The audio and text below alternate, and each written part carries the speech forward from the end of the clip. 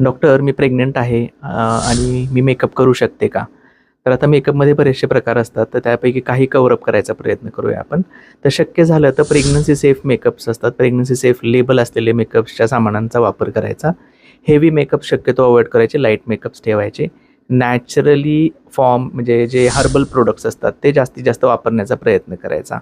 आता याच्यामध्ये जे सिंपल मेकअप्स आहेत किंवा सिंपल ज्या गोष्टी आहेत, जसं की तुमचं नेल पेंट्स आहे, मॅनिक्युअर, पेडिक्युअर आहे किंवा तुमचं हेअर ट्रिमिंग आहे, हेअर स्टायलिंग आहे किंवा याच्यासोबत काही तुमचं मेहंदीचे प्रकार आहेत. आता मेहंदीमध्ये पण कसं आहे, नॅचरल शक्यतो वापरायचा प्रयत्न करायचा. सिंथेटिक किंवा इन्स्टंट मेहंदींच्या बऱ्याच पेशंटमध्ये रिॲक्शन आलेल्या पाहिलेल्या आहेत आपण, तर त्या शक्यतो अव्हॉइड करायच्या. आणि मेहंदी लावायच्या आधी नेहमी पॅच टेस्ट करूनच मेहंदी लावण्याचा प्रयत्न करायचा.